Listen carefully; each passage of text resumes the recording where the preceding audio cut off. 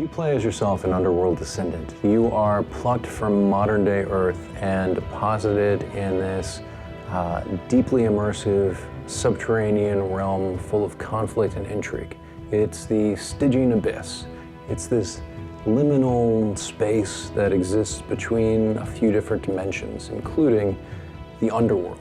The original Underworld, the last that you saw of it, it was placed in what had been an inactive volcano. The volcano starts erupting, and there's a dimensional gate crashing around the volcano. Goodness knows what's going to happen, right? So we go from there to years later, and parts of that world, parts of Otherworld have become interconnected and accessible to each other under some direction from Sir Kabyrus, who's the character who was originally responsible for bringing the Stygian Abyss in the first game together.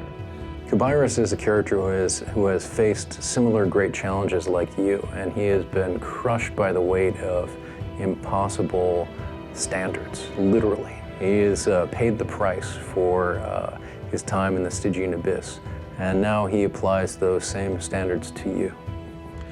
Well, our goals for gameplay are very system-driven, and we're trying to avoid having this highly scripted experience. A player's journey through the game still needs to have a kind of dramatic structure, right? And so you need game mechanics that are going to heighten tension over time, build to a climax that the player can see what that state is, can read the impending danger and the game's central conflict, which in our case, is the threat of Typhon. Who is a sort of primordial nightmare, is a nemesis of Zeus. You face this impossible challenge. So part of what you need to do is orient yourself in the space, find the inhabitants here, make connections with them, and go from being a prisoner and outsider to a tourist and finally a native.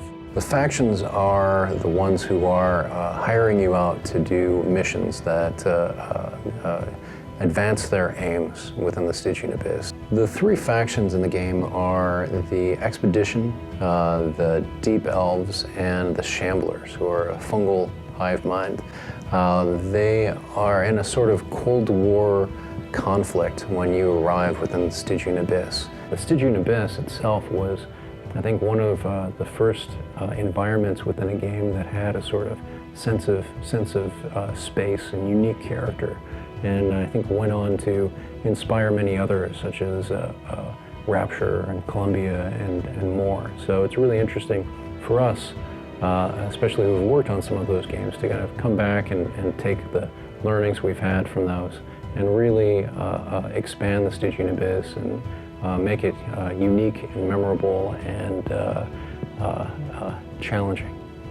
I really like where we've landed with the look of the game. It's heavily influenced by our experience as tabletop gamers and the idea of miniature figures and miniature terrain. It's not trying to be like photorealistic.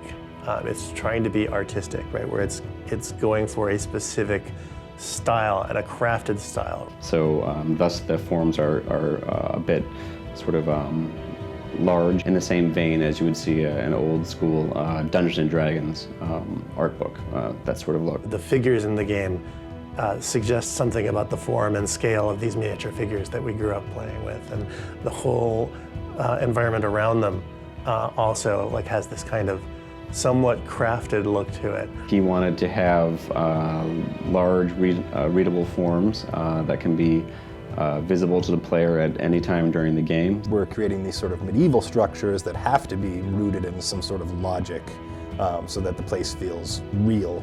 And when we start building things up really high, we really have to think about how it's all being supported from underneath, and how it was built and why it was built this way. Some areas will have tunnels that have collapsed and rocks have sort of flowed into that area. And we have to be, and in order to tell that story visually, we want to make sure that the rigid shape of that tunnel is evident, and broken away.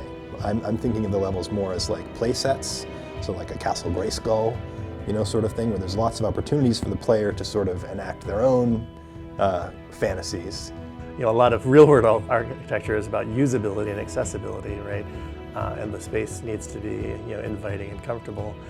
And that's not what we want here, right? It needs to be, difficult, not impossible, but it's a space that, you are not, it's not your native environment, right? It's a challenging space.